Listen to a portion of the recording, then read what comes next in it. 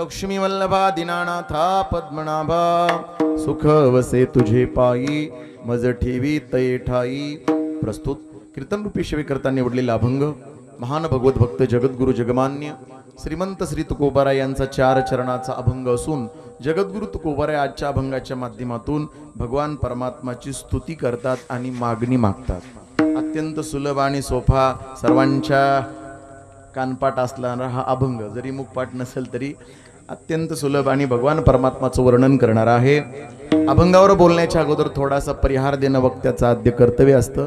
या न्यायाने आपल्या हनुमाननगर तांडा नगरीमध्ये श्री जय हनुमान मंदिर तथा धनजीराम महाराजांच्या मूर्तीच्या प्राणप्रतिष्ठेनिमित्ताने आणि कलशारोहणाच्या निमित्ताने या कार्यक्रमाचं आयोजन आहे. ज्ञानदान तथा अन्नदानाचं आयोजन समस्त तांडवासियांनी केलेलं आहे. सर्वांना कोटी कोटी धन्यवाद. या कलशारोहण स्थापनेसाठी परमादरणीय प्रातस्मरणीय संत श्री बालयोगी नित्यानंद महाराज गुरु शंकरवन महाराजजी सादकर यांची सुद्धा परम उपस्थिती या ठिकाणी आहे. त्यांच्या हस्ते कलशारोहणाचा कार्यक्रम या ठिकाणी संपन्न झालेला आहे. महाराज सुद्धा या ठिकाणी विराजमान आहेत. योगायोगानं आज होते रिकामी आणि ती खरं तसं बालयोगी बाल वयापासून लहानपणापासून फक्त परमात्माचे ज्यांचं ध्येय आहे असं आणि नैष्टिक ब्रह्मचारी जन्मतात नैष्टिक ब्रह्मचारी अशी वृत्ती ज्यांची आहे असे बालयोगी परम आदरणीय नित्यानंदजी महाराज या ठिकाणी उपस्थित आहेत. त्यांनाही कोटी कोटी धन्यवाद. तसेच महाराष्ट्रातील सुप्रसिद्ध गायनाचार्य मृदंगाचार्य या ठिकाणी उपस्थित आहेत. आता ज्यांची चाल ऐकली हरिभक्तपरायण आमचे लक्ष्मण महाराज भेनाजवाडीकर तसेच त्यांनाच त्याच तोलामोलाची साथ देणारी हरिभक्तपरायण पिंटू महाराज तसेच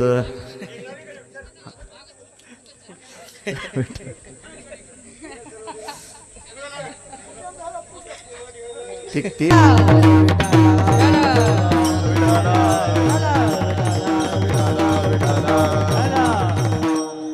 महाराष्ट्रातील सुप्रसिद्ध बालमृदंगाचार्य श्री हरिभक्तपरायण लक्ष्मण महाराज तांदुळवाडीकर यांच्या सुद्धा परम उपस्थितीमध्ये तसेच गावातील सर्व श्रोते मायबाप माता माऊल्या आणि लाखा Banjara team YouTube channel Suppa हे मला वाटतं 2-4 कीर्तन झाले आपले या चॅनलवर. सुभाष राठोड नंबर शेव आहे त्यांचा आमच्याकडे. असं खूप कार्यक्रमाचं सुद्धा सुंदर नियोजन करतात. आता कार्यक्रम आपला इथे होतो पण हा कार्यक्रम खूप दिवस खूप म्हणण्यापेक्षा जोपर्यंत यूट्यूब चॅनल आहे तोपर्यंत तुम्हाला लक्षात येईल की आजच्या दिवशी भगवान हनुमंतराय आणि धनजीराम महाराजाच्या मूर्तीची प्राणप्रतिष्ठा झाली. कार्यक्रमासाठी कोण कोण होतं हे सगळं तुम्हाला दिसणार आहे. कोणाच्या हस्ते स्थापना झाली कीर्तन कोणाचं झालं हे सर्व काही त्यांच्या माध्यमातून पूर्ण महाराष्ट्रभर हा कार्यक्रम प्रसारित होतो. त्यांना सुद्धा कोटी कोटी धन्यवाद. आणि क्वालिटी पण खूप छान आहे असं उत्कृष्ट असं करतात. बरेच यूट्यूबला कीर्तन आहेत तशा पद्धतीनं त्यांनाही धन्यवाद. आणि हा एक उत्सव आहे. कलश म्हटलं की काम पूर्ण झालं. जोपर्यंत कलश बसत नाही तोपर्यंत काम अर्धवट राहतात. जुन्या काळात कलश कशाचे असायचे माहिती मला? जुन्या काळात लाकडाचा कळस असायचा आणि ते लाकडाचा कळस बसवला की ते कळस फक्त 11 वर्ष ठेवायचा असतो जुन्या काळात. मग तो 11 वर्ष झाला की पुन्हा मंदिराचा आणि त्या कलशाचा जीर्णोद्धार करावा लागतो. त्यानंतर पुन्हा धातूचे कळस आता हे धातूचे झाले तर धातूचा कळस पुन्हा जीर्णोद्धाराची गरज नसते. मंदिराचं कुठलाही एखादा पार्ट समजा पडला म्हणा किंवा भंगला तर त्याचा पुन्हा ते पार्ट दुरुस्त करून मग नवीन कळस स्थापना करावं लागते कळश काढून. हे एक आहे. आणि तिसरा कळश आहे पाषाणाचा. पाषाणाचा कलश म्हणजे आपलं दगडाचा सुद्धा कलश असतो. बऱ्याच मंदिरावर दगडाचे कलश आहेत. पण एवढं खरं आहे कलश स्थापना झाली की कार्य पूर्ण झालं. मंदिराच्या कामा कलेशो बस आहे की नाही. कलश बसला की काम पूर्ण झालं. आणि तसं तर हनुमंतरायाची मूर्ती बऱ्याच दिवसापासून आहे आणि ज्यांच्या प्रित्यर्थ कार्यक्रम आहे धनजीराम महाराज आपल्या गावात सर्वांना महाराज एक या बंजारा समाजातले संत होऊन गेले. असे संत की जसं बाळूमामाचे चमत्कार होते ना काही जुन्या काळात तसे त्यांचे चमत्कार आहेत. कारण आजही लोक आमच्याकडे कोणाला कावळी झाला ना की दाळवा आणि बतासं समाधीवर आणून ठेवतात. मग काही न होतं ती प्रसाद घेऊन गेलं की ते कमी होतं. मला असं काही नाही. मला आठवतं आमचे वडील अन्न होते त्यावेळेला कोणी आलं त्यांना ती कावळी कळायचं त्यांनी कावीळ बघायचं. ते म्हणजे महाराज मग आता काय करावं. अण्णांनी म्हणायचं जा धंजू म्हणायचे त्यांना, धंजू भक्ताच्या समाधीवर डाळवा आणि बताशी ठेवून खा. म्हणजे एवढी श्रद्धा आणि एवढी निष्ठा होती त्यांच्यावर. आणि आज ते कसं असतं पहा, माणसाचाच देव होत असतो कर्माच्या माध्यमातून. देव म्हणजे काय, अगोदर तर माणूस म्हणून जन्माला आले, पण आता मूर्ती स्थापना झाली म्हणजे देव म्हणून जगतातून निघून गेले. असं असतं, देव पाहावे अशी गेलो तेथे देवाची होऊन ठेलो अशी वृत्ती ज्यांची आहे. खूप त्यांचे प्रचिती अनुभव मला धनुमामाने सांगितलं मगाशी की भगवंताचं त्यांना कृपा आशीर्वाद होता. कुठेतरी डोंगरावर माळावरच असं अचानक संचार झाला. मग आता ते लिंब आणायला पाहिजे. लिंब कुठे आहे म्हणले, तर नुसतं असं हात वर केल्याबरोबर हातात लिंबू आले, एवढा मोठा अधिकार त्यांचा. बरं ऐका, दुसरा अधिकार असा की समजा असं स्वयंपाक चालू आणि असं एक भांड स्वयंपाकाचं म्हणण्यापेक्षा वरणाचं पातेलं भरलेलं एवढं मोठं गाव सामायिक असं. मग ती आता कसं असतं, सगळ्यात चमत्काराशिवाय नमस्कार नाहीच की. सहज असा विश्वास कोणी ठेवणारच नाही. आणि सध्याच्या युगात तर जय श्रीकृष्ण, सध्याच्या युगात तर नाहीच ठेवणार कोणी. मग ते असे ते महाराज म्हणजे आमच्यासारखे तरुण पोरं म्हणले त्यांना, तुमच्या अंगात देव आहे का. ते म्हणायचे हो. मग देव आहे तर हे भांड उतरावर खाली. सहज त्यांनी सांगितलं देव आहेच आणि भांड 100% उतरतो. एकट्या माणसानं गावाला जेवायचं. ते भांडे येत ना पाठीमाग आपल्या. झाला का स्वयंपाक तयारी ठरलो. मग काय नाही, जास्त नाही वेळ करायचा आपला बस. ते मग ते भांड स्वतःच्या हातानं, मला सांगायचं सामान्य माणूस करू शकतो का. ते सुद्धा वर्णानं भरलेलं उकळत्या वर्णाचं भांड, एवढा मोठा ज्यांचा अधिकार आहे. आणि इतकंच नाही तर आजही त्यांचा नियम चालू आहे वाटतं श्रावण महिन्यात. ते त्या सप्त्याचं नाव कसं विठलं, संकट हरण का. पाऊस पडत नव्हता त्यावेळेला सप्ताह करायचे म्हणून. त्यांना धंजू भक्ता सप्ताह अजूनही म्हणतात माणसं. धंजू भक्ताचा सप्ताह झाला का, संकटी सप्ताह. आता ती कसं आहे, त्या म्हणलं ना तुम्हाला मागाशी, छोटे छोटे मुलं असं फक्त त्याच्याकडे बघू लागले. त्यांना अजिबात देणं घेणं नाही, कीर्तन चालू आहे काय नाही. हे कोणचं ते म्हणले, ते हेच महाराजचं जे बोल रच असं हळूहळू ते म्हणत होते आहे का नाही. म्हणजे बऱ्याच वर्षापासून ही परंपरा चालू आहे. आणि मग ती आजही त्या नियमाला धंजू भक्ताच्या सप्ताहा दिवशी 4 थेंब का होईना पण येतात अजून ती परंपरा चालू आहे. अशा एका महापुरुषाच्या मूर्तीच्या प्राणप्रतिष्ठा आणि तसेच त्याच्यावर कलशाची स्थापना. कारण कसं असतं, आता काय असतं माहिती, थांबा आता किती मोठं घर बांधू द्या, किती मोठं पाया झाला, सगळं रंगरंगोटी झाली. एक माणूस म्हणला काम चांगलं केलं. मग काम चांगलं केलं पण अजून काम राहिलं की. ते म्हणले काय तुळशी वृंदावन कुठे आहे. ते म्हणले नाही, आता साधारण केलं, पुढच्या वर्षी नक्कीच करायचे. म्हणजे अजून बांधकाम झालं नाही, पुढच्या वर्षी तुळशी वृंदावन झालं. मग लगेच माणसं आले, अहो खाली टॉयलेट झालं पण वर पण एक करा की. नाही, ती पुढच्या वर्षी करायची. असं म्हणत म्हणत बांधकाम आपलं कधीच बंद पडत नाही. ज्याचा कधीच शेवट होत नाही त्याला काय म्हणायचं, संसार. होतो का शेवट, अजिबात शेवट होत नाही. आणि मग पण पूर्णत्वाला जातच नाही. पण ऐका, वारकरी संप्रदायामध्ये कार्य पूर्णत्वाला जातं. आपण जेव्हा दिंडी प्रदक्षिणा करून आलो ना, कुठला अभंग म्हणतो, पूर्ण केला पूर्ण केला पूर्ण केला पूर्ण केला पूर्ण केला मनोरथ पूर्ण केला मनोरथ पूर्ण केला मनोरथ पूर्ण केला मनोरथ पूर्ण केला मनोरथ पूर्ण केला पूर्ण केला पूर्ण केला पूर्ण केला मनोरथ. घरा आले घरा आले घरा आले कृपाळ. पूर्ण केला पूर्ण केला पूर्ण केला मनोरथ. घरा आले घरा आले घरा आले कृपाळ. पूर्ण केला पूर्ण केला पूर्ण केला मनोरथ. घरा आले घरा आले घरा आले कृपाळ. आता मात्र पूर्ण काम झालं. कलश बसला म्हणजे काम पूर्ण झालं. आणि अजून दुसरं काय काम झालं, उभारीला हात जगी जाणवली मात. देव बैसले सिंहासनी भक्ती भाग्या झाली धनी. देव सिंहासनावर बसले आता, म्हणजे भगवंताची प्राण प्रतिष्ठा झाली आणि भक्ती भाग्या झाली धनी. भक्तीचं भाग्य उदयाला आलं. धनी या शब्दाचा अर्थ वाढ झाली. बऱ्याच दिवसापासून आहेत की छोटे छोटे मंदिर. मी अभिषेक करायला येत होतो लहानपणी हो. आणि आपलं छोटं मंदिर बजरंग बलीचं एवढं आणि अशी चारी बाजूनं म्हणजे पीक असायचं. आईचं ना जाऊन अभिषेक करायचा. पण बघा बरं हळूहळू सुंदर मंदिर झालं, थोडंसं सभागृह पुढे झालं. आता कार्याची सुरुवात झाली. आता या नियमाने असला असाच एक दिवशी कार्यक्रम पहिलाच वाटतं ना चालू असतो, तो चालू ठेवायचा. म्हणून अशा मंदिराच्या कलशाच्या कामाच्या निमित्ताने, कलश स्थापनेच्या निमित्ताने ज्ञानदान अन्नदानाचं आयोजन आहे. जगद्गुरु तुकोबारायांचा 4 चरणाचा अभंग स्तुती करणारा अभंग आहे. मागणी पर प्रकरणातला अभंग आहे. काही मागून खरंय, पण कधी कधी मागून घ्यावं लागतं. कधी कधी काही गोष्टी मागून घ्याव्या लागतात. काही गोष्टी प्रारब्धाने भेटत असतात आणि काही गोष्टी कष्टाने मिळत असतात. की नाही? पण एवढं खरंय, परमार्थात मागणी ही नाही. काही मागणे हे अमानुचित वरीला चिरित जाणत असो. काहीच मागू नये, पण साधू संत मागत नाही. पण तुकोबारायचे 350 अभंग आहेत मागणे पर प्रकरणातले. मागतात ते बरेच अभंग आहेत. पण ऐका, आपलं मागणं वेगळं आणि साधू संतांचं मागणं वेगळं. आपण मागतो ते देवाचं मागतो. बेसदा थोडायला आणि ट्रबल कमी करा, कडक होत. आणि साधू संत जे मागतात ते देवच मागतात. आहे की नाही? साधू संतांनी बघा ना, मागत असताना काय मागितलं. तुकोबाराचे कितीतरी अभंग आहेत. कोणते? हेची दान देगा देवा गुण गायीन आवडी, हेची माझी हरिदासाची घरी मज उपजवा जन्मांतरी, म्हणशी काही मागा. अशी कितीतरी अभंग आहेत मागणी प्रकरणातली. बरं, पण तुम्हाला सांगतो काय असतं माहितीये?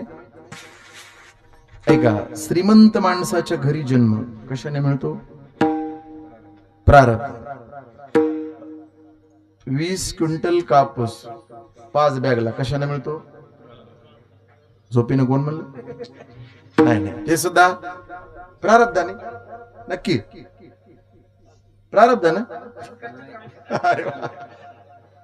ऐका ना, नाही ते काय असते, काय गोष्टीला कष्टाला प्रारब्धाची जोड लागते. पण केल्याशिवाय दे रे हरीण पलंगारी म्हणलं दिल का देव? प्रारब्धाने ना. नक्की. आता जून महिन्यात कापूस लावायचा आणि डायरेक्ट ऑक्टोबर महिन्यात वेचायलाच जायचं. जे प्रारब्धात आहे ते भेटेल. काहीच भेटत नाही. आता प्रारब्धाला भेटेल. कुठं जायला प्रारब्धातलं? ऐका, हे कुठेही प्रमाण नाही जवळ. लक्षात ठेवा की काही गोष्टी प्रारब्धाने, काही गोष्टी कष्टाने आणि काही गोष्टी देवाला मागून घ्याव्या लागतात. की नाही? जगद्गुरु तुकोबाराने देवाला मागणं मागितलं. देवाचं प्रेम, देवाची कृपा, देवाचा आशीर्वाद कशाने? भक्ती प्रेमाविन नित्य अभिमान नवा तया माझे, प्रेम सुख दे, प्रेम सुख दे, प्रेम सुख दे, प्रेम सुख दे.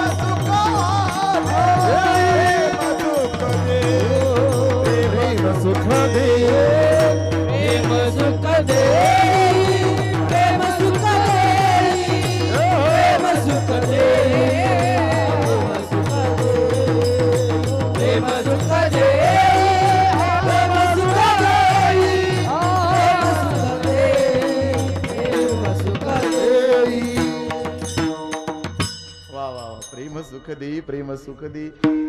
आता एवढे भजनी मंडळ आहेत ना, छोट्या बिटक्या महाराजाकडे सगळी बघायची पोर. ते म्हणजे तेच कसं मस्त नाचलं जात.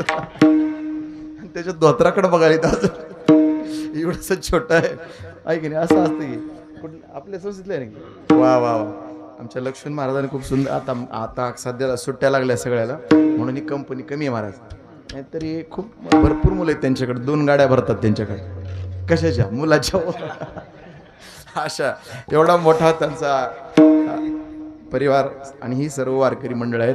खूप सुंदर संस्कार लावायचं काम आहे. खरं म्हणजे वारकरी शिक्षण संस्थेच्या माध्यमातून नेहमी योग्य संस्कार लावायचं काम केलं जातं. नाहीतरी बघा तुम्ही आज लहान वयातले सुद्धा 10वीला असणारी 8वी 9वीला असणारी मुलं तंबाखू गुटखा बिड्या सुद्धा ओढायला लागली ओढा येते बिड्या ऐका म्हणून ऐका पण हे अशा संस्काराच्या माध्यमातून नक्कीच तुम्हाला सांगतो ते या बघायला येत ना त्यांना वाटायला लागलं आपण असं उभं टाकल्यावर कसं होईल बरं वाटायला का नाही हा हो म्हणा की विठाला विठाला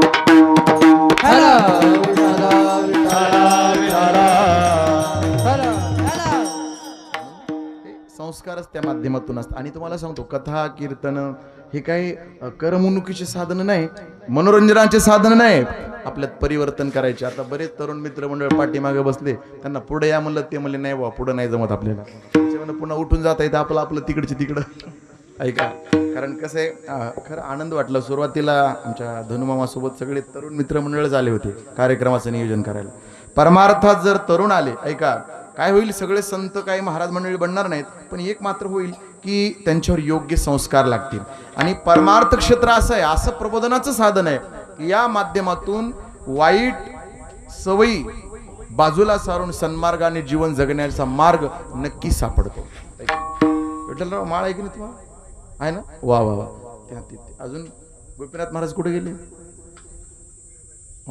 नाही ते पण खूप त्या संप्रदायातले बरं बंजारा भजनाचे महाराज आहेत ते त्यांनी मला युट्यूबला टाकलं ते फक्त काय काही कळत नाही होते भजन नाही पण ते आपल्यासारखंच प्रबोधन असतं ते आहे की नाही ती एक खरं कमाल त्या विठ्ठलाची हा भाई हा म्हणावं लागतं का म्हणजे बरोबर आहे असं म्हणावं लागतं त्याला काय म्हणतात झांज नाही असं म्हणणाराला झिलक्या ते असं म्हणावं लागतं ते नाही म्हणल्याशी गोपीनाथ महाराजाला ऐश्वर्य येतच नाही की नाही बरोबर आहे हा भाई हा म्हणावं लागतं. आता आज तर रात्री बघायचं कामच नाही सामना कोणता भिकू हा ते बघायचं काम नाही रात्री तर प्रश्न उत्तर आहे जसं आपले भारुड असतात ना असे भारुडासारखं म्हणजे सांकेतिक प्रश्नाची उत्तर एकमेकाची. आज तर मोठा सामना आहे मग तुम्ही आहेत का नाही हा भाई हा जंगी मुकाबला अरे बापरे की त्या भजनातलं नाव आहे ते आता आपल्याला तेवढं काय माहिती आहे की नाही हा फक्त आपल्याला चाल म्हणली तरच कळते ऐका चालही मस्त वाटतं त्या फक्त कळतं एवढं रूप पाहतालोचनी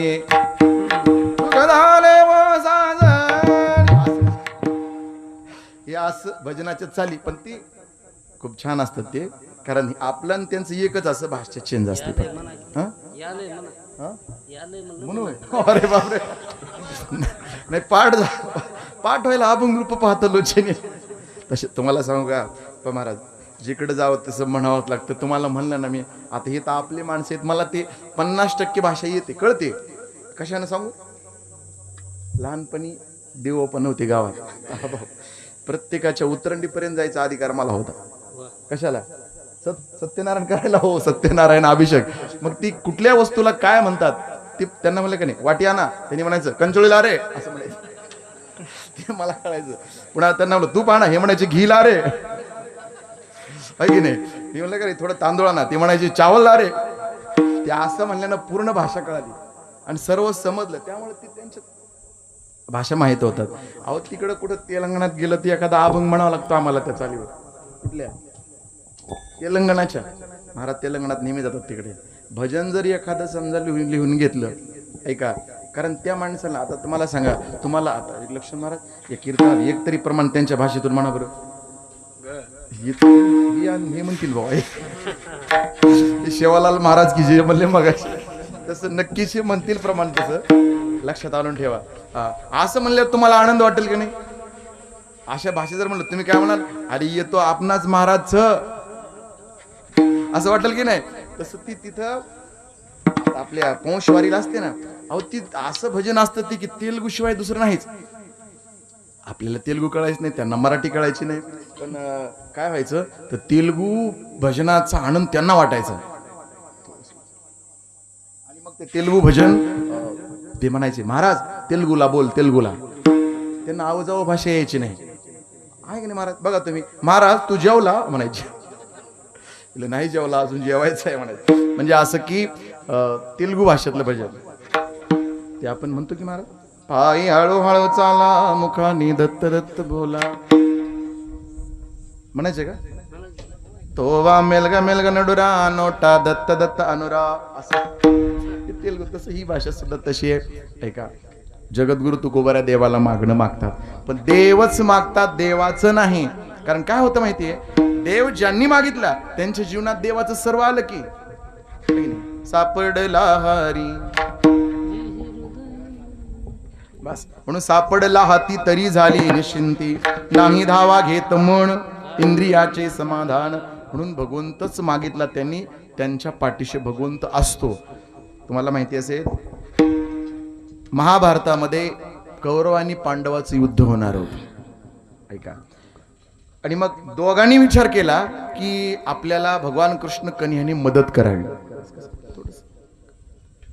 आणि मदत करावी याच्यासाठी अगोदर दुर्योधन सकाळी सकाळी उठला, आणि दुर्योधन सकाळी सकाळी जाऊन भगवान कृष्ण कन्हैयाच्या उशाला बसला.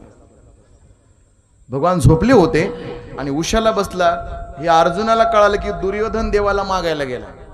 आता अर्जुन आला आणि अर्जुन देवाच्या पायाजवळ बसला. आता मला सांगा, एक पायाजवळ आहे आणि एक उशाला आहे. झोपीतून उठलेल्या माणसाला अगोदर कोण दिसतं? पायाजवळ नक्की. मग पायाजवळ बसावं का उशाला बसावं? पायाजवळ. उशाला कधी बसतात? फक्त हवा घालायला उशाला बसायचं, असं एरी उशाला बसायच्या भानगडीत पडायचं नाही. ते पायाजवळ बसलेल्या अर्जुनाकडे बघितलं. अर्जुन तू कधी आला? अर्जुनानं सांगितलं, देवा अर्धा तास झालं येऊन मला. पण वर उशाला बसलेला दुर्योधन म्हणतो, मला 2 तास झालं येऊन, माग बघा अगोदर. कसं काय काम काढलं? दुर्योधनाने सांगितलं, आमचं दोघांचं युद्ध होणार आहे आणि युद्धामध्ये आम्हाला तुमच्या मदतीची गरज आहे. तुम्ही काय करा, तर तुम्ही माझ्या साईडला या. भगवंतानं सांगितलं, मी कोणाचीच बाजू पकडणार नाही. काय होईल माहितीये, मी ना जरी कोणाच्या बाजूने गेलो तरी हातात शस्त्र धरणार नाही, अजिबात युद्ध करणार नाही कोणाबरोबर. झालं तर 4 गोष्टी सांगण्याचा प्रयत्न करेल, पण युद्ध नाही करणार. दुर्योधन म्हणतो, देवा मग रणांगणाच्या ठिकाणी जर येऊन युद्ध नाही केलं तर मग काय तिथं पूजा करायला न्यायचे का तुला? देवानं सांगितलं, एका साईडला माझी चतुरंग सेना आहे आणि एका साईडला मी आहे. मी शस्त्र धरणार नाही, माझी सेना सर्व करेल. कोणतं पाहिजे सांगा? दुर्योधन म्हणाला, मग तुला एकट्याला नेण्यापेक्षा काय केलेलं बरं? तुझ्या सेनेला घेतलेलं बरं. हा सेना दे मला. अर्जुनानं सांगितलं, देवा माझ्यावर शस्त्र उचलू नका, अस्त्र उचलू नका, फक्त मला 4 गोष्टी सांगत जा आणि माझ्याच बाजूने राहा. ज्या अर्जुनाने भगवंताला मागून घेतलं त्याच पांडवाचा विजय झाला. कारण देव ज्यांनी मागितला त्यांचा विजय झाला, आणि ज्यांनी सेना मागितली त्यांच्या वंशात फक्त राहिले किती माहिती? भांडण चांगलं नसतं बरं. म्हणून भांडण करायचं नाही. कधीपासून? आजपासून का? अरे बर अजिबात करायचं. तुम्हाला माहिती असेल, भांडणाने कौरव आणि पांडवाची सेना एकूण होती किती? 18 अक्षौहिणी. सांगता ना? 11 अक्षौहिणी कौरवाची आणि 7 अक्षौहिणी पांडवाची. एकूण किती झाले? 18. तर 18 अक्षौहिणी सेनेपैकी युद्ध संपल्यानंतर वाचले किती? फक्त 10 जण. 5 पांडव, सात्विकी भगवान कृष्ण हे पांडवाच्या बाजूचे 7 जण, आणि कौरवाच्या बाजूने कृपी, कृतवर्मा, अश्वत्थामा फक्त 3 वाचले. मला सांगा, भांडणाने जर कुणीच राहत नसेल कौरव पांडवाच्या कुळात तर आपली काय कथा आहे? म्हणून अजिबात भांडण करायचं नाही. जरी झालं तरी आपण 4 दिवसात मिटून टाकायचं. समोरचा जरी बोलत नसलं तर आपण त्याच्याकडे बघून मुद्दा म्हणायचं, राम राम. ती 4 दिवस म्हणेल, बघा कसं माझ्या पुढं पुढं करायला, म्हणू द्या. 4 दिवसात त्याचा अभिमान, अंतकरणातला राग निघून जाईल, पुन्हा प्रेमानं बोलतील. एका 7 राहिले, पण विजय मात्र पांडवाला मिळाला. कशामुळे? देवच मागितला म्हणून तुकोबाऱ्याला सुद्धा देव मागायचा आहे. पण ऐका, डायरेक्ट देव मागत असताना स्तुती करावी लागते. एखाद्या माणसाला काही माहिती जर वस्तू पाहिजे असेल, डायरेक्ट जमतं का मागून? समजा आता कोणाला 50,000 रुपये पाहिजे असं म्हणतात का, 50,000 रुपये द्या बरं. ते माणूस म्हणले का इथं काय बरं झाडाला, अजून इथं काय, हा इथं काय बँक आहे का, बरं. नाही आता काय कसं असतंय, कोण माणूस काय उत्तर देईल काय सांगता येत नाही. बरं इथं आपलं गाव आहे जवळ धारखेड, परवा दिवशी कीर्तन होतो ना, सप्त्यामध्ये कीर्तनला गेलो होतो. आणि तिथे एक असं जाड एक सोपदार आपलं बोबडा मुलगा, माहिती ते काय नाव आपलं, ते कृष्णा ते असं पाठीमागं उभा टाकला. मी एक दृष्टांत सांगत होतो की रात्रीच्या वेळेला एका गावात पहाटे म्हणजे 12 वाजता मंदिराच्या घराच्या पाठीमागं घंटीचा आवाज येतो. तर घंटीचा आवाज येतात म्हणल्यास त्यांना म्हणलं 12 वाजता जर घंटीचा आवाज आला तर तुम्हाला काय वाटेल? न्यारा वाटते का नाही? काय वाटते? नाही, चोर घंटी कशी वाजवून येतील? पोलीस घंटी कशी वाजवतील? रात्रीच्या वेळा जर घंटीचा आवाज ऐकला तर नक्की वाटतं इथं काय आलं, भूत आलं, भूत. असं वाटेल का नाही? असं माणसं म्हणले पुढचं, हा भूत आलं. मी असं म्हणलं काय वाटेल बरं? काय वाटेल म्हणलं की ते बोबडा माणूस माझ्या पाठीमाग, ते म्हणते मग ती तुटल्या, ते म्हणते म्हशी सुटल्या असत्याला वाटलं. काय माणूस, ते काय उत्तर कोण देईल काही सांगते. आणि ते म्हणलं तसं हे काय कुणी वेगवेगळे दृष्टांत आहेत ऐका. म्हणून स्तुती करायला गेल्यानंतर डायरेक्ट स्तुती करून माणूस पैसे देत नाही. मग त्याला काय वर्णन करावं लागतं, काय तुमचा स्वभाव आहे, काय तुमचे मायबाप उदार होते, तुमच्यासारखा दुसरा माणूस अजिबात शोधून सापडणार नाही. मग स्तुती केल्यानंतर माणूस म्हणतो लय स्तुती चालू आहे, काय पाहिजे? काय नाही, 50,000 असते तर द्या म्हणलं. ते म्हणजे मी तरी म्हणलं एवढी स्तुती का करायला लागलं? स्तुतीमुळं काय होतं, माणूस जिंकला जातो. म्हणून जगद्गुरु तुकोबाऱ्यांनी भगवान परमात्माकडे मागणं मागत असताना स्तुती केली अभंगाच्या पहिल्या चरणात. लक्ष्मी वल्लभा, लक्ष्मी वल्लभा, लक्ष्मी वल्लभा, लक्ष्मी वल्लभा, लक्ष्मी वल्लभा, लक्ष्मी वल्लभा, लक्ष्मी वल्लभा, लक्ष्मी वल्लभा, लक्ष्मी वल्लभा, लक्ष्मी वल्लभा, लक्ष्मी वल्लभा,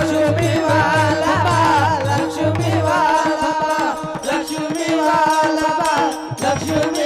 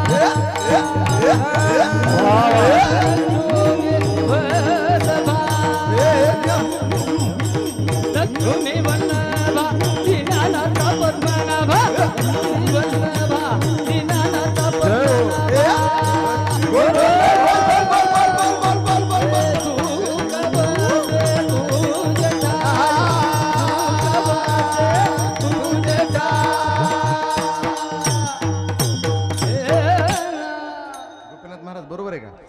असंच ना, माणसं म्हणायचे गोपीनाथ महाराज कीर्तन चालू आहे बहुतेक. हा ते मध्ये पुढे हा भाई हा म्हणाले, तुम्हाला कळालंय बस. लक्ष्मी वल्लभा दीनानाथा पद्मनाभा म्हणून स्तुती केली भगवंताची, आहे की नाही? स्तुती करत असताना तू लक्ष्मीचा मालक आहेस, आणि लक्ष्मीचा मालक जगात एकच बरं. लक्ष्मीला भाऊ भरपूर आहेत, लक्ष्मीला मुलंही भरपूर आहेत. लक्ष्मीचे सेवक तर पावला पावलाला भेटतील. आपण कोण आहेत? लक्ष्मीचे सेवक आहेत, दास आहेत. आपण लक्ष्मीचे दास आहेत. पण लक्ष्मीचा वल्लभ शब्दाचा अर्थ मालक, एकच फक्त, वन मॅन शो. जगात दुसरा कोणीच नाही. लक्ष्मी एकाच्याच ताब्यात आहे, बाकी सगळे लक्ष्मीच्या ताब्यात आहे. कुणी घ्या मग लक्ष्मी, फक्त एका बाबाच्या ताब्यात लक्ष्मी आहे. आणि तो बाबा कोण आहे? भगवान विष्णू परमात्मा. त्यांच्या ताब्यात लक्ष्मी आहे. ताब्यात म्हणण्यापेक्षा समुद्र मंथनातून बरीच रत्न निघाली आणि त्यामध्ये लक्ष्मी सुद्धा रत्न आहे. लक्ष्मी समुद्रातून बाहेर आली त्यावेळेला लक्ष्मीनं विचार केला की आपल्याला कोण पाहिजे? भगवान विष्णू परमात्मा पाहिजे. भगवान विष्णू देवता असे दूर जाऊन बसले होते. लक्ष्मी निघाल्याबरोबर जी देव अमृतासाठी भांडण करत होती ती देवता आता लक्ष्मीच्या पाठीमागं लागली. आणि प्रत्येकाला वाटायचं लक्ष्मीनं आपल्या गळ्यात हार घालावा, माळ घालावी. तुम्हाला सांगू, ज्यांना गळ्यात हार घालून घ्यायचा आहे त्यांना पहिली हार मानावी लागते. बरोबर आहे की नाही? लग्न झालीत की आपली सगळ्याची? झालेत ना? काही राहिलेत का? होतील की आता हळूहळू. होय की नाही? ज्या माणसाला गळ्यात, होय की नाही, ज्या माणसाला गळ्यात हार घालून घ्यायचा मला काय करावं लागतं? त्याला हार मानावं लागते,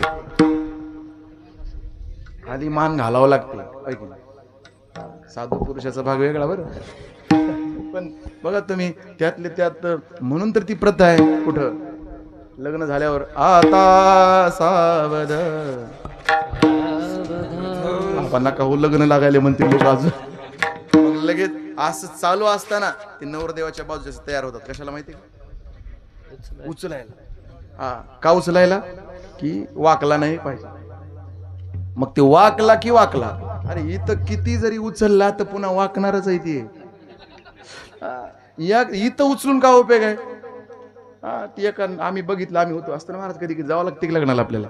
स्टेजवर होतो ते लग्न लागलं की सगळेच असं त्या नवरदेवाला उचललं. पण मुलगी ग्रॅज्युएट सुशिक्षित शिकलेली होती. त्या मुलीच्या मामाने विचार केला, बाई मी पण तुला उचलतो. मुलगी म्हणते, मामा अजिबात उचलायचं नाही. आता वाजले किती? म्हणले 2:30. आता तेवढेच वाढले बरं. ती म्हणते 3 पर्यंत मी असंच थांबते. त्यांचं तरी बघू द्या किती वेळ धरतात त्याला वर. ती असं बागूचे बघायला आली. ती मामा म्हणतो, बाई उचलू का? अजिबात उचलायचं नाही. का? ती म्हणतात ना की त्याला वाकू द्यायचं नाही. ती म्हणते त्याला किती उचलू द्या, आता नाही वाकू द्या. नाही जर पठ्ठ्या जनावर वाकवला तर असंच ती उभा टाकलं. 15 मिनिट झाले. तो मुलगा म्हणतो, द्या सोडा खाली. ती नाही, तिला उचलत नाही कोणी. ती म्हणली, सोडा नाही, मी उठत नाही. ती पाठी मग खुर्ची असते ना बसायची, पद्धतशीर हार घेतला आणि बसली. म्हणली, तुम्हाला जेव्हा खाली यायचे तेव्हा तुमच्या गळ्यात हार टाकते. देव म्हणले, ए बाबा लवकर या खाली, मला जायचे गडबडीनं. मग गळ्यात हार घातला. हार घालून घेण्यासाठी हार मानावे लागते. भगवान विष्णू परमात्मानं ठरवलं आपल्या गळ्यात हार पडणार आहे, पण आपण हार मानायची नाही.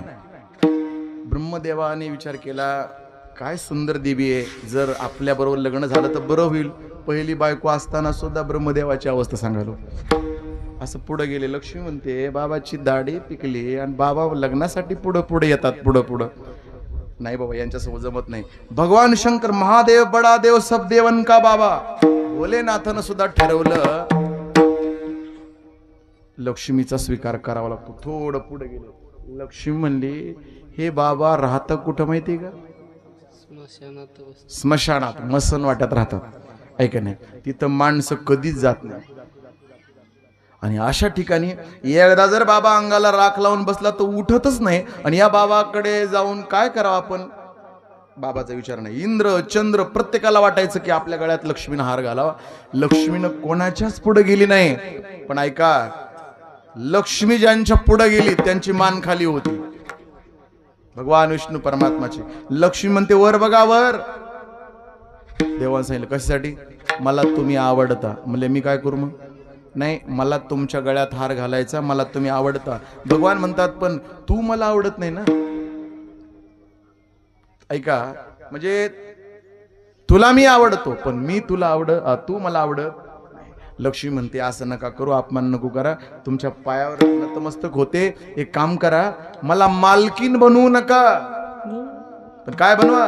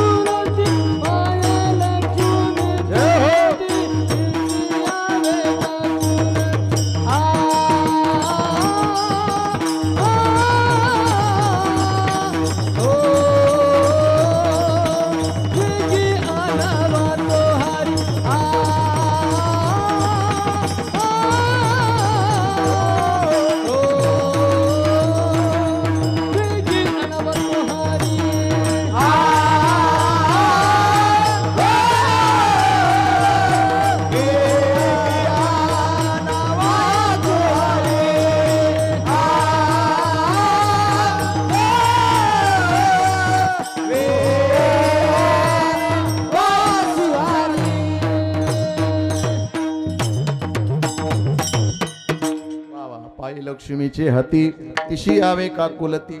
लक्ष्मीने सांगितलं पायाच्या जवळ जागा द्या. जरी तुम्ही मला मालकीन नाही बनवलं तर दाशी तरी बनवा. म्हणून तर ज्ञानोबा सांगतात काय, मग सर्वस्वी करोनी शेवा अभिमान सांडोनी पांडवा. ते पाय दुवायाचे तेव्हा पात्र झाली. मग सर्वस्व करोनी सेवा अभिमान सांडोनी पांडवा. पाय धुण्याच्या लायकी झाली म्हणून ती लक्ष्मी दाशी बनली. दाशी कोणाची? विष्णुदेवाची.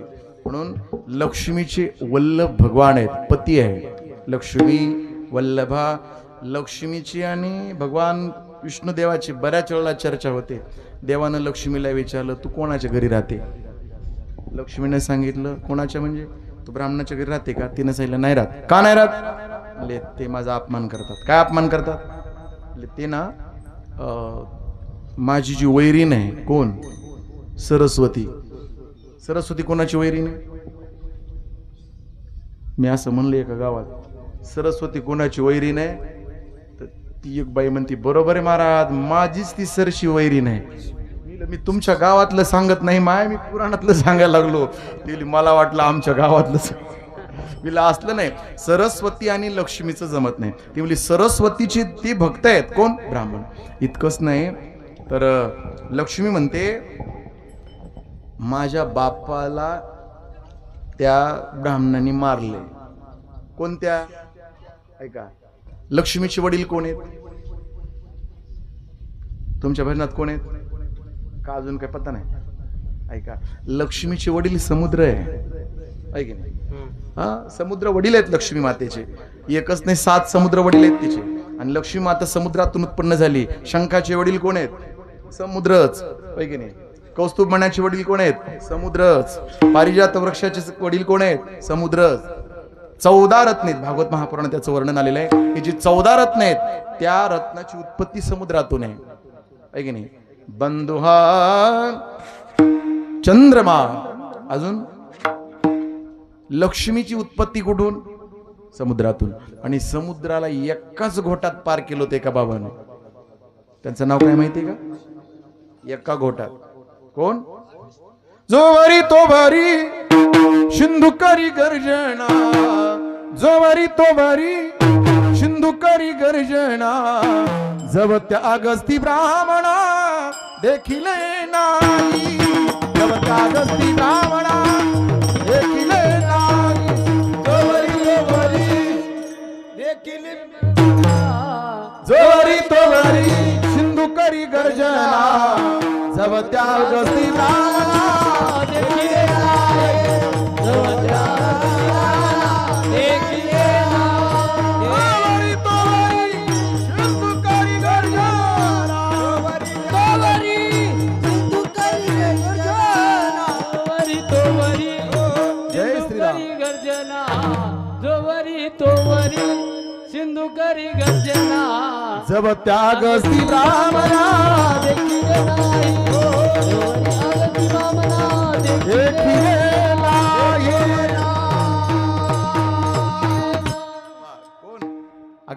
अगस्ती मुनीने एका घोटात समुद्र पार करून टाकला. मग तिला राग येईल का नाही बरं? कोणाला? तिच्या मुलीला. त्यांच्या लक्ष्मी म्हणली असले विचित्र आहेत, माझ्या बाबाला एका घोटात पार केलं. इतकंच नाही, लक्ष्मी म्हणते की ती काय करतात माहितीये? हे सर्व लोक कमळ तोडतात. कमळाची फुलं कुठं असतात? कमळाची फुलं पाण्यात समुद्रात नाही पाण्यात असतात. आणि मग ती कमळावर कोण बसते? लक्ष्मी. लक्ष्मी कमलावर बसते म्हणून लक्ष्मीचे एक नाव आहे कमला. आणि तिचा पती म्हणजे कमला पती. वचन आहे का? कमलापती माझी रंकाची विनंती. कमलापती कमळावर बसते. ऐका, लक्ष्मी सांगते ती लोक ती कमळ तोडतात आणि भगवान शंकराला वाहतात. म्हणजे माझं घरच मोडून टाकतात. मग ती मला लोक आवडत नाहीत.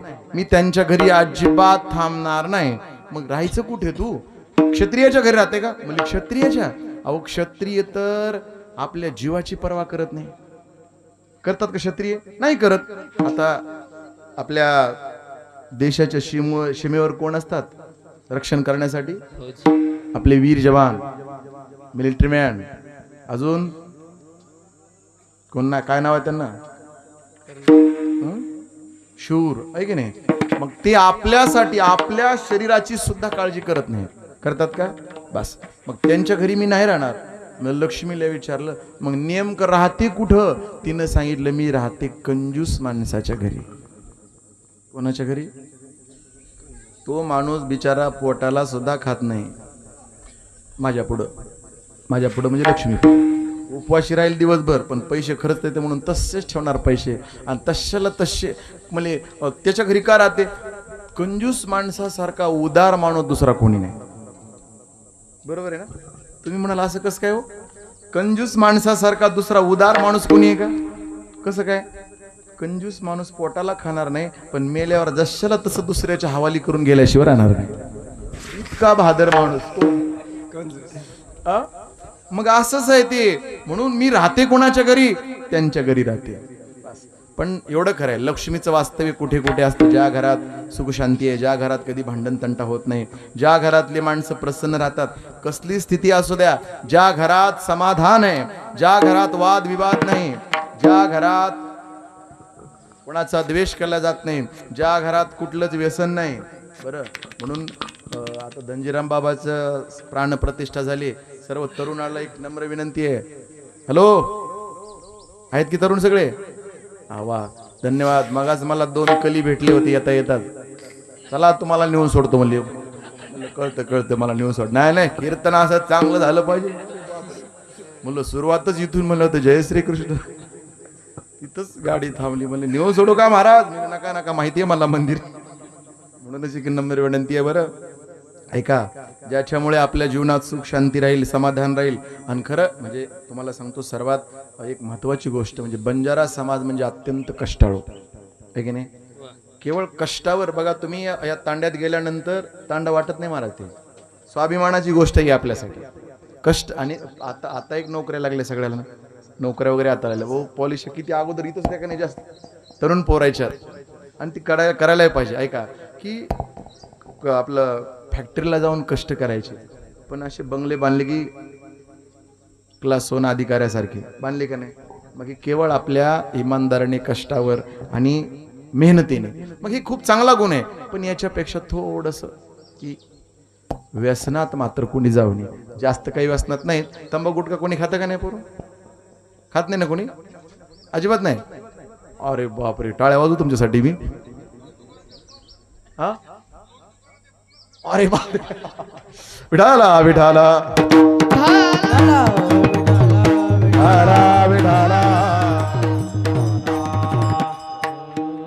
गोपीनाथ महाराज, मला काय तुमच्या भाषेसारखं सांगता येणार नाही त्यांना. म्हणजे असं करू नका म्हणून तुम्ही सांगा संध्याकाळी. सांगता ना? अजिबात गांजा दारू मत पियारो, अक्कल गुंग हो जाती है, अपने पलों का दाम खर्च कर मुंह में मकिया जाती है. हुशार रहना बे, सायब राजी रखना बे. कबीर बाबाचं वाक्य आहे, बंदे हुशार रहना बे, सायब राजी रखना बे. गांजा दारू मत पियारो, अक्कल गुंग हो जाती है, अपने पलों का दाम खर्च कर मुंह में मकिया जाती है. बाजी मत करो यारो, अक्कल गुंग हो जाती है, अपने पलों का दाम खर्च कर हाथ में चोरी आती है. जुएबाजी, जुएबाजी मालूम है आपको? हाँ मालूम है? हाँ सबको मालूम है. क्या बात है. अरे बाप रे, ये तो कॉन्फिडेंस से बोल रहे. मालूम है हमें क्या बोलते हो उनको. जुएबाजी मत करो यारो, अक्कल गुंग हो जाती है, अपने पलों का दाम खर्च कर हाथ में चोरी आती. हुशार रहना बे, सायब राजी रखना बे, हुशार रहना बे. तुम्ही म्हणाले बे काय म्हणलेत महाराज? बे म्हणजे सांगू तुम्हाला, तुकोबारायाचं एक अभंग आहे बा, किती सांगो तरी. तुम्हीच म्हणा रे बाबा. पुढे अजून बॉयलर पेटलेच नाही महाराज आमचे. कटल्यावर मग कळते अजून कसं झालं की रेंज आली नाही अजून. उन्हाळ्यात टेम्परेचर वाढलंय ना. ऐका किती सांगत तरी नाही कती तुकोबाराने शिवाय दिल्या ना. तसं कबीर बाबाची भाषा आहे, बंदे हुशार रहना क्या कर रहा बे तू, असं म्हणतात ती माणसं. शिवी दिली म्हणून जुए बाजी मत करो यारो, अक्कल गुंग हो जाती है, अपने पलों का दाम खर्च कर हाथ में चोरी आती. म्हणून कबीर बाबांनी सुंदर उपदेश केला. मंदिर झालं, मूर्ती स्थापना झाली, भक्ताची संख्या वाढेल. फक्त एकच की परमार्थ करत असताना दुर्गुणाचा त्याग आणि सद्गुणाची प्राप्ती करून घ्यावी बस. परमार्थ म्हणजे कशासाठी आहे, आपल्यातले वाईट गुण घालवायचे आणि चांगल्या गुणांचा स्वीकार करायचा, याच्यासाठी परमार्थ आहे आणि ते आपण करणार आहे.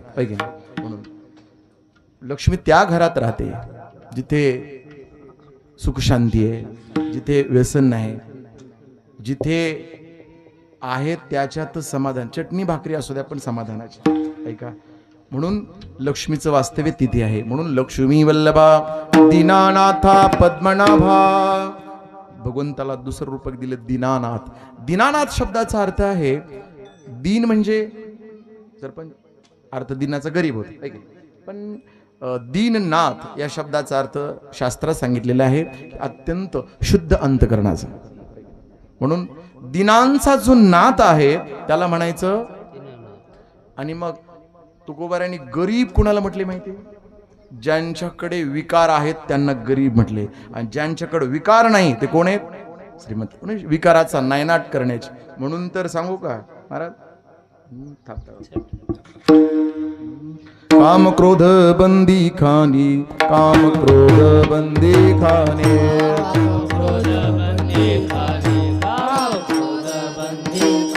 तुका म्हणे दिले दोन्ही, तुका म्हणे दिले दोन्ही, तुका म्हणे दिले दोन्ही, म्हणे दिले दोन्ही.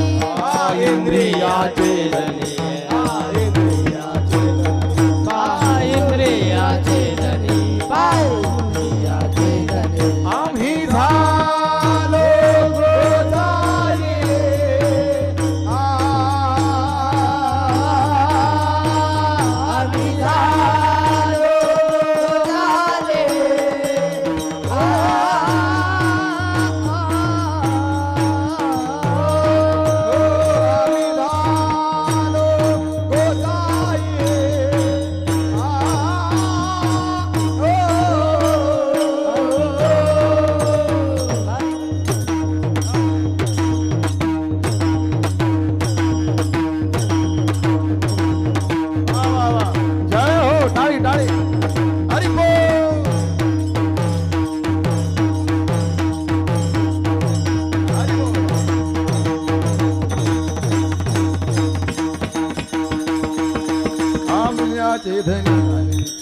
काम क्रोध बंदी खाने, काम क्रोध बंदी खाने, काम क्रोध बंदी खाने,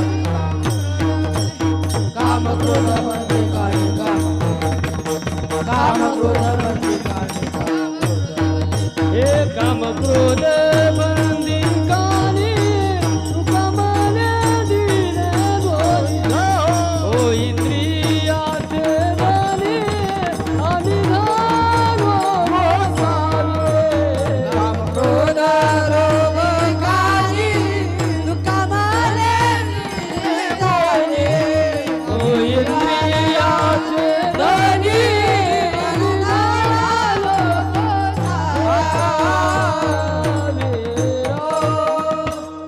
काम क्रोध बंदी खानी, तुका म्हणे दिले दोन्ही. इंद्रियाचे धनी, आम्ही झालो गोसावी. म्हणून विकारावर विजय. असं षडविकार ताब्यात ठेवणं, आणि ते ऐश्वर्यवान आहेत म्हणून दीनानाथ. आणि ज्याला जगात कोणी नाही, जे अनाथ आहेत त्यांच्यासाठी भगवंत आहे. द्रौपदीनं देवाला विचारलं, देवा मला तू खूप रडवलं. तुम्ही सांगता की प्रसंग द्रौपदीचा, ते कसं आहे काही काही आता तुम्हाला सांगतो, ते आपल्याला कळत नाही. नाहीतर तिकडं आम्ही त्या बाजार हातनूर गाव आहे महाराज, तिथं दुपारी होती गुरुचरित्र कथा आणि रात्री होती भुर्रा कथा. भुर्रा कथा माहिती म्हणजे तुम्हाला तरी माहिती, मलाही काय माहिती ती, पण ती भुर्रा कथा म्हणजे तेलगू कथा. मग असे 4-5 जण तुमच्यासारखा तापत्यांचा, एकानं ती विना घ्यायचा, विना एवढा एवढा विना असं खांद्यावर घ्यायचा, त्यानं असं एक मान करायची.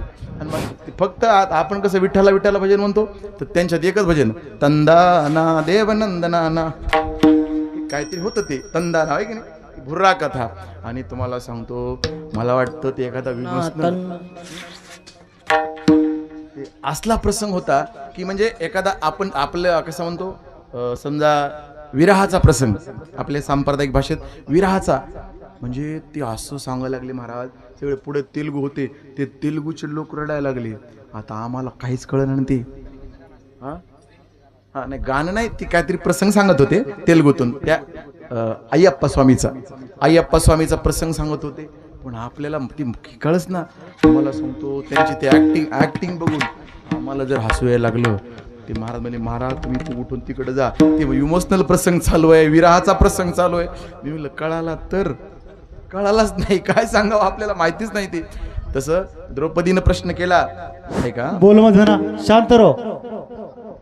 फक्त 10 मिनिट झालं टाइम, ऐका. म्हणून काय सांगत होतो मी, कीर्तन विरह, ऐका. हा असं. तर ती मग द्रौपदीनं विचारलं, देवा तुम्हाला रडवलं. देवानं सांगितलं कसं काय, मी आवाज दिल्यावर तू नाही आला.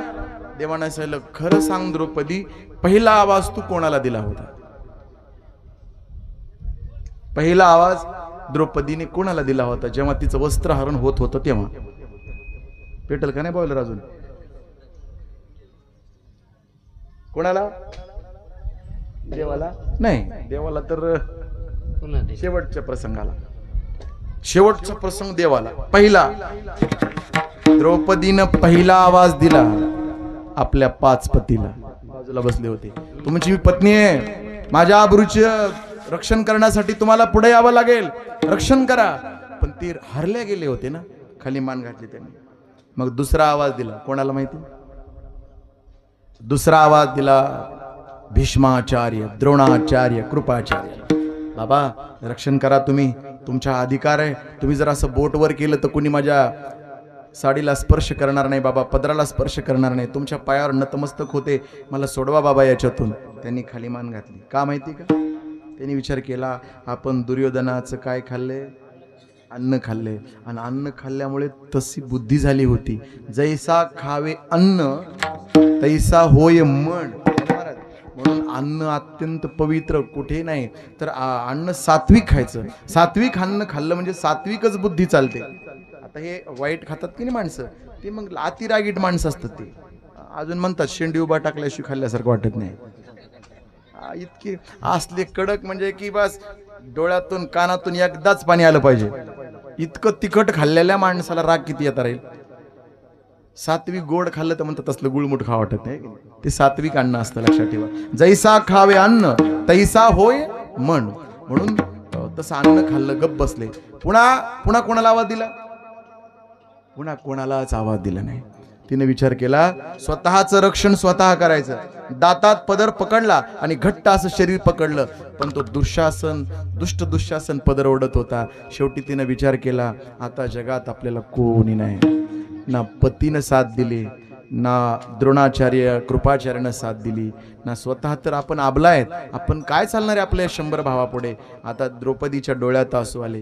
तिला माहिती आहे जगात कोणीच नसतं. त्यावेळेला कोण असतं माहिती आहे? जब कोई नहीं आता मेरे ठाकुर आते हैं, जब कोई नहीं आता मेरे ठाकुर आते हैं. मेरे दुख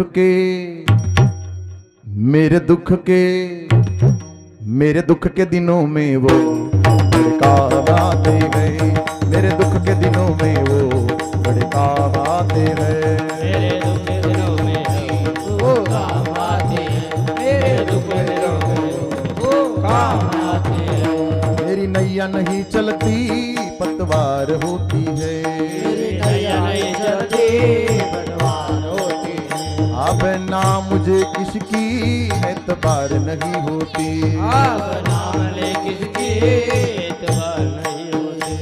मैं डरता नहीं किसको तूफान आते हैं, मैं डरता नहीं किसको तूफान आते आते हैं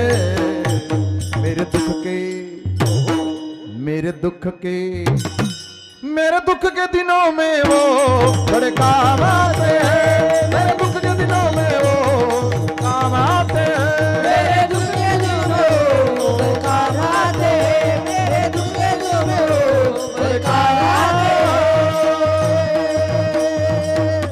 कुणीच नाही त्यावेळेला मात्र 100% भगवंत येत असतो आणि 100% विश्वास ठेवून बघा ज्या वेळेला आपण हातबल होतो त्यावेळेला तुका म्हणे घालू तयावरी भार बाबू हा संसार नक्कीच होत असतं म्हणून द्रौपदीने विचार केला डोळ्यात आसू आले आणि रडत रडत भगवंताला आवाज दिला कोणता माहितीये कोटे गुंतलासी वा द्वारकेच्या राया कोटे गुंतलासी द्वारकेच्या राया वेळका सकाया नावियेला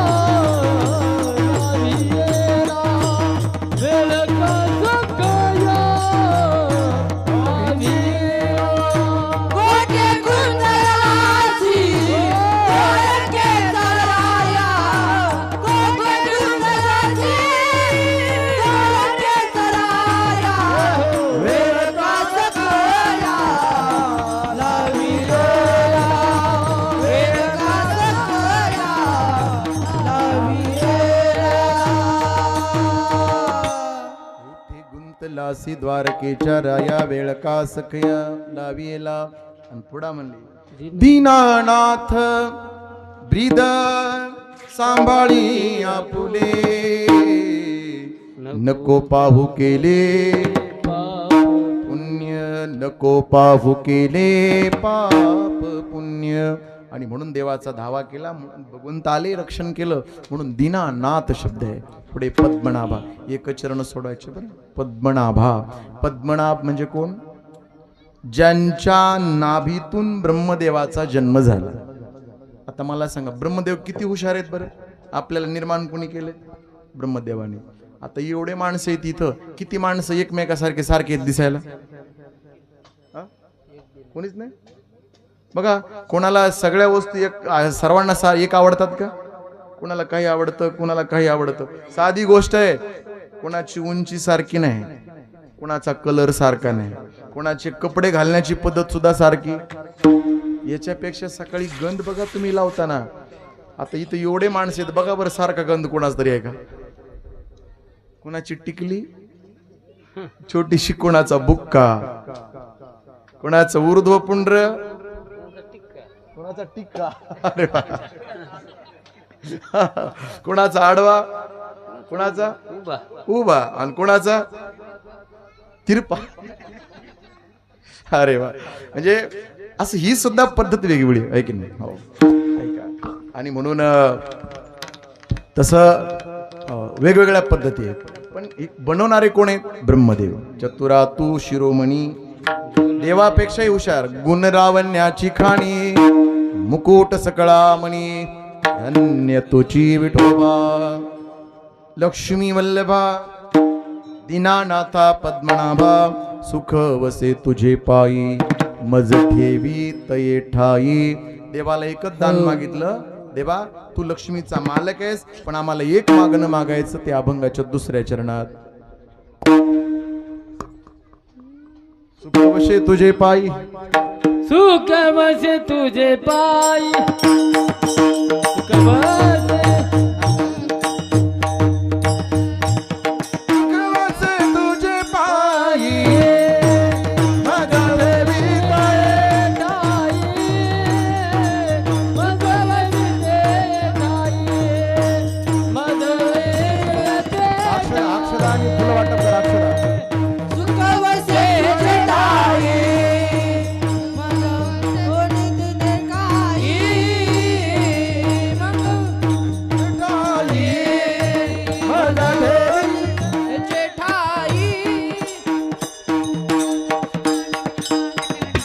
वसे तुझे पायी मज ठेवे तै ठाई माझी अल्प हे वासना तू उदाराचा राणा देवा माझी वासना अल्प आहे पण तू उदार आहेस सुख वसे तुझे पायी मज ठेवी तै ठाई तुका म्हणे भोगे पिडा केली धाव वेगे दोन प्रकारची पीडा आहे, एक प्रारब्धाची आणि दुसरी पीडा आहे विषयाची.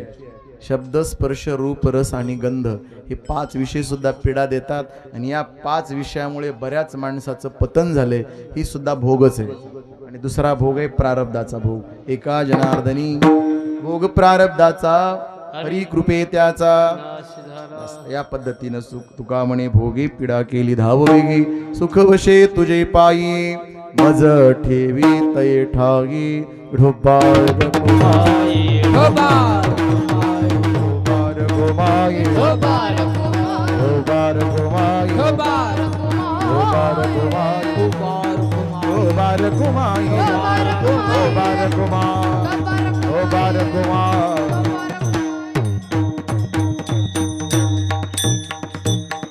तुका म्हणे भोगी पीडा केली धाव वेगी. सुख वसे तुझे पायी मज ठेवी तये ठाई. जगद्गुरु तुकोबारायचा 4 चरणाचा अभंग. मूर्ती प्राण प्रतिष्ठा तथा कलशारोहण. कारण वातावरण बिचल्ले झाले ते असं, त्यामुळं ऐक ना. म्हणून आपल्या 1.5-2 तास झालेत बरं महाराज. 1.5 तास कंप्लीट झालेले, असं काही एक तडतच नाही. म्हणून झालेली सेवा भगवान सेवालाल महाराजांच्या चरणी, धनजी बाबांच्या चरणी, बजरंगबली हनुमंतरायाच्या चरणी आणि तुम्हा जमलेल्या सर्व श्रोते मायबापांच्या चरणावर समर्पित करून सेवेला पूर्णविराम. ज्ञानेश्वर माऊली, ज्ञानराज माऊली तुकाराम.